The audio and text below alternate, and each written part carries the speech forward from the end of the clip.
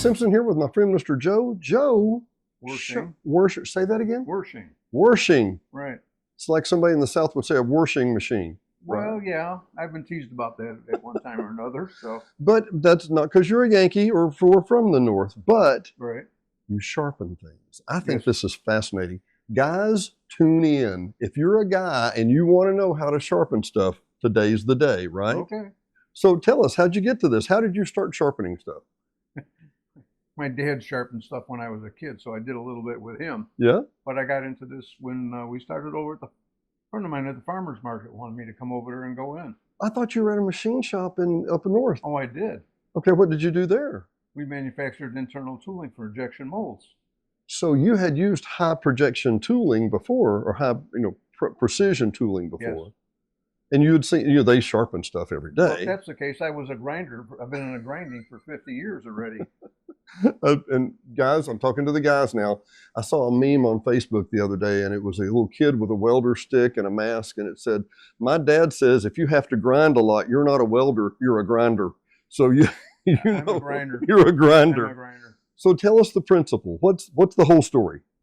Well, you want to take a tool like this and change it from this nice rusted piece of junk to workable hedge cutters again. How long do you think this has been sitting outside? I have no idea. I doubt if it was outside at all. Really? No, in most cases, what people use it, and then they put it in the garage and let it lay till the next season. For 1 year to the next year. 1 year to the next. And you said you got this where? I bought it at the estate sale. Wow. Okay, tell us how you got to the village. I want to hear that part of the story. How we moved to the village? I've been coming down here to Hot Springs for about 20 years, going fishing in Hot Springs. Really? Yeah. The Lake Washita and Lake Hamilton? Or Hamilton. what? Really? And a friend of mine, he died, but I brought my wife down here so she could see where I was going all the time. My alibi. I got to go get my alibi. So I took her out to the village here, and we found, she liked it, so we went and found a house, and here we are. How many years ago? 15 years ago. 15 years ago. Lake Coronado, I'll do some pans here later. Beautiful spot here, Joe. What made you know this was the right house? And I mean, look, you'd lived up north all your life, right? Well, we looked at a lot of homes, but this is the one that had room for my workshop. And as you have seen. And my wife has her own little workshop too. She's a sewer. She's a sewer. There's a lot of knitters and sewers in the village. Yes, there is. Jeez. So if we wanted to come get you to sharpen something or build us a clock, where would we come, or how would we get in touch with you? You can call me at 501-226-5699. 226-5699? 5699. We'll have that number on the bottom, obviously, so we can explain that to you. You pick up, they come bring it to you? No, they bring it to me. They bring it to you? Drop it off. I'll tell you in about 2-3 days you can come back and get it. It'll all be cleaned up and finished and sharpened up, and you can take it home and use it. So let me see this just a sec. So this, and I'm going to do a close-up here, this is in sad shape, okay? Mine weren't this bad, but this is my suggestion to you as a viewer. It's one of my clocks going off. It's the top of the hour. How many clocks have you got? Down in the basement here, about 95. 95 clocks. If you're looking for a clock, Joe's your guy. I usually don't sell them. Most of these are just my own personal usage. A lot of winding, There's one right over there it's a sick clock. I'm fixing it right now. It's a sick clock. Well, it wasn't working right. So now it's getting fixed. Okay. Anyway, the things that you do once you come to the village. But my point is, these look rough. So my suggestion was, I brought you a basket of stuff. Yes, you we did. had scissors, we had kitchen knives, we had kitchen scissors, we had all kinds of stuff. And Joe Sharp, well, I had trimmers for myself, which doesn't look like I've used them lately, but I had trimmers for myself and a bunch of other stuff like that. And you called literally 2 or 3 days later and said, come get your stuff. Yeah. They're all ready. And then you made the follow-up question. Probably 2 or 3 days later, he texts me with the most pointed question you'll receive. Have you cut yourself yet? Well, that's what happens with a lot of people with knives. It really was. As soon, you get used to using a dull one, and then you go and get it's like having a new knife. It really is. I wonder how often people sharpen them. I mean, I don't know, but I've had a lot of people say they've cut themselves on the first time right after they got them. Warning, be careful. Warning, warning, danger, Will Robinson. We're going to go fix these, and I'm eager to see how this works. Okay. What do we do? Well, first I got to take it apart. Okay. So if you're gonna follow me, I gotta go over to the bench and take it apart. I'm going to grab the camera and follow him All right. as if I was useful. Actually, while you're doing that, Joe, real quick, I'm going to take a look out the window at your beautiful lake view. Go ahead. Pardon. Pardon for the view there, people, through a screen. It is a beautiful Tuesday afternoon. Boy, you got lots of fishing stuff. We need to, yeah. Yeah. What do you like to fish for? Just bass or what? Anything that bites. Anything that bites. I'm not fussy. You like to pull something out of the water is what I hear tell. Yeah. Okay, so, and by the way, that light right there is the exact light we got from A.B. Dick Corporation in Chicago, Illinois, that came on the presses that we used to buy when my dad and I had a printing company. Oh, yeah? I mean, that is the exact light. Who makes those? We have those on all our machines at work. Yeah, because you had to see what you're doing. Now you can see what it looks like. How rusted it is and how dirty it is. It's amazing. Okay. Well, And, we're going to have to clean this up. well, I mean, and you're talking about the stereotypical, go ahead, and I'll just follow you here. You're talking about the stereotypical guy, because I mean, that's what I do. I use it, cut it, walk out the door, and put it back in the garage. Don't use it again for a couple of years. That's it. And that's why these tools look like they do. I hope you don't mind. I usually put an apron on. No. You're not bothering me in any way. Now we're going to start with the grinder. Well, it's the wire wheel. The wire wheel. Let me turn that light on for us if we can. You can't. You got to hit the. Oh, switch. you got to hit the switch. Okay. Switch down below, which will turn the whole machine. Let's say, on. get used to some noise here, people. Are you going to turn on your vacuum system? I love that vacuum system. That's pretty cool. Oh, under there. Okay. Now. Oh hell! Where the hell they go? This will be noisy somewhat, people. Oh, ear protection and eye It's protection. really noisy down It here. does. I got it. No wonder she wanted you downstairs.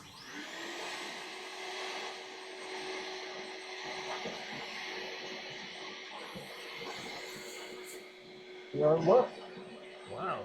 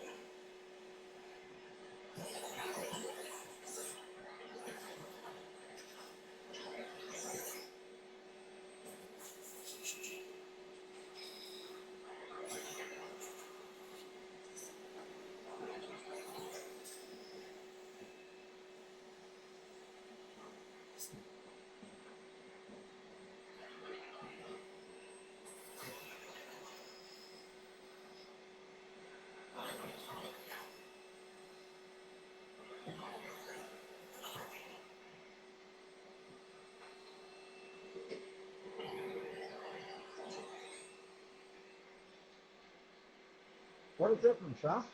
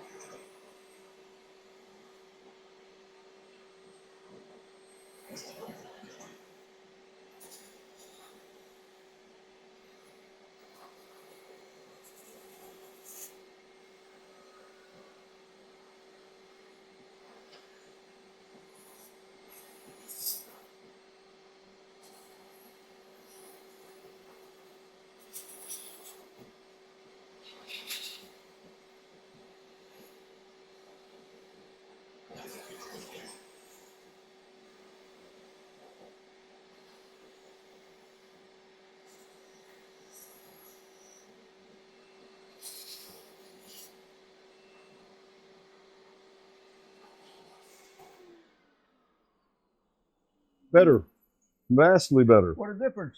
Oh man, now technically, are they any sharper now? Maybe a little. No, they're still dull. Yeah. They haven't been sharpened yet. So that's going to put the edge on it here in just a minute, right? Right. This is awesome. As far as, and you know, there may be a woman watching this right now, a housewife thinking, what on earth are these crazy guys doing? But when you need your scissors sharpened, or you need, well, for me, trimmers or kitchen knives or whatever, this is an important thing, right? Well, now I try to match the angle. Okay, so you want the angle that's already on there because you don't want to try and put a new angle on it, right? I'll try to get as close as I can. And some of them are just too sharp an angle, and I can't get that close. That's probably as close as I'm going to get. Wow. But I mean, hang on. Okay, is it touching? No. Okay. It's just awfully close. Actually, I went too far. So the angle, I see. So you're pivoting the back plane there. Right. Okay. Oh, now it's pretty close. See how I scratched all the way across? Hang on, look at that. Let me see that again real quick. I'm sorry, it didn't focus on it. See, that's scratched all the way across. Well, I'll be dogged. That's how I check it. I just take the wheel and spin it. Okay, well, don't be telling us all the magic now, because I want to know where you get a 1932 AC motor. You know how old that motor is? Older than me, I bet. My dad gave me this motor 50 years ago, and I had a plastics hobby at the time. Yeah. And I needed it for buffing plastics or sanding plastics. That's what I was doing at the time. So you've done injection molding and all kinds of stuff for years and years, right? Well, I never did an injection molding. Oh, really? I made the tools that went into the mold. You made the die or the tool. The molds. Yeah, the molds. The pins, cavities, and core pins that goes into producing everything that you've got. And by the way, the camera that I'm using right now has a plastic body. And they put it in an injection molder, and then it has a little spring in that injection molder to pop it out, so you don't have to dig it out every time. Well, or they use ejector pins to push it out of the mold. So automatic eject. Those molds are in every part of with this everything. Everything is made with those injectors these days. That's right. Today, oh, yeah. Okay. Yeah. Okay. And then we're going to talk about the radio here in just a minute too.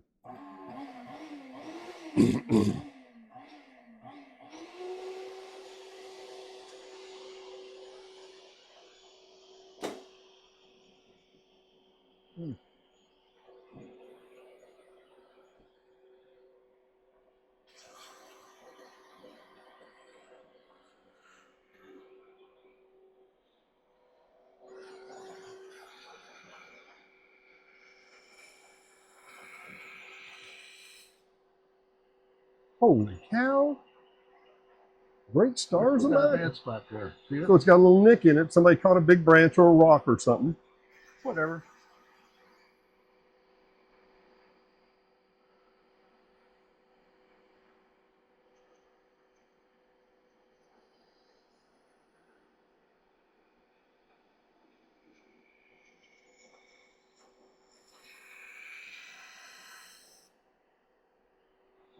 Now, how do you know when it's done? You don't see any rust anymore. No, I don't see you rust anymore. It's all wow. And it's sharp. Now, are you going to hone it after this, or is that it? Wow. Put that over there. I was going to cut myself.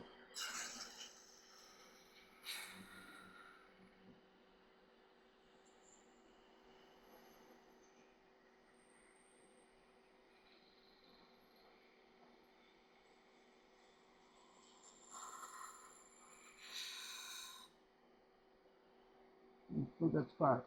We got a little nick in it too? Yeah.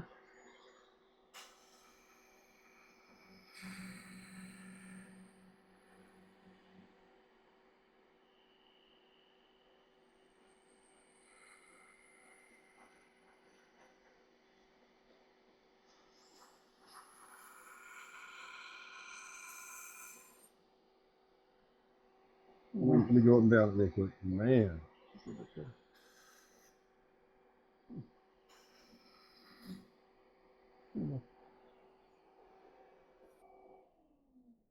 And they pay you for this?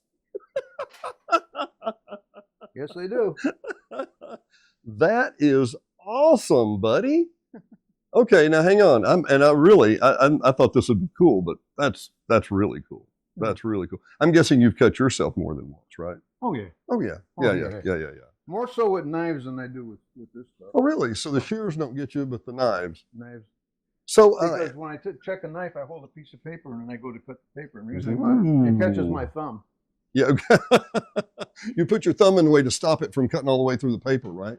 Oh, I forgot. Let me go get the bolts that go with it. While I've got you, how did we run into each other, my friend? What did I do with them? I thought they were here. I guess you carried them over there. I'm terrible about that. So am I. Let's see where we at. Yeah. You sure they're not on the table over there? You put them over here? Oh, they're right there. They're right there. Yeah. Okay. Yeah. Okay. Okay. This just to make it look better. Yeah, this is old guys in action. Yeah, that's us, right? You're right. That's old guys. So you're gonna buff up the bolt, aren't you? Yeah, I'm looking for pair of pliers. Yeah, there they are. You can't do it by freehand. Get your fingers too many right times, right? Oh yeah.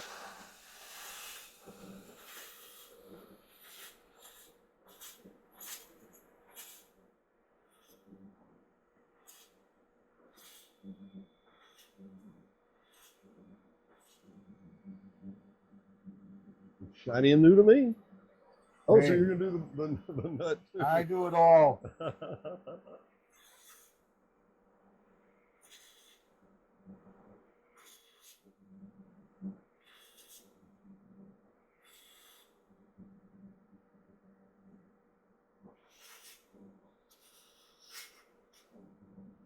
There you go. What I remember was shop class when I would do things like that, and they would go flying across the room. Oh yeah. Yeah, that's happened more than once too. I'm sure. It happens to me too. So, no, I was asking how we met, and basically through the radio station is the answer. Yeah. And what's your association with the radio station, my friend? Well, they play an awful lot of my music over there. Well, that John Chapman, that Chappie guy, does on Saturdays at 4. Well, he started his show several years ago now, and he was doing it. And I gave him a call at the station or whatever, and I says, "Hey, I got an awful lot of 40s music. If you want to use it." To which, when it's like more heroin, look, right? More music, right? I tell you the truth, I think I had more music than he did. I don't doubt it, man. I've seen your CD collection. It's awesome. So that is how it's done, my friend. Man, I'm impressed. That's all. Okay, from useless to it looks virtually brand new. Oh my goodness. One more. Oh, so you're okay. It's a little stiff right now, but that's all right. That's because you hadn't been out there using it yet. Well, we don't back it up just here. By the time we give it some oil, yeah, it will move a lot better. There you go. Put the oil. This makes me wistful for shop class. Back in the late 70s, I was in shop class. Actually, I had shop class 3 times a day one time. I was the shop foreman twice, and then I had, look at there. Like stinking new, buddy. And a lot of times I take them and I test them. Yeah. I wouldn't have tried that before. I tell you what, I'm going to do myself a favor, and I'm not going to get my finger involved in that, okay? Hey, Dennis Simpson with Mr. Joe Worstall from... What? Warshing. Warshing. We're washing from the beautiful shores of Lake Coronado. We'll see you next time.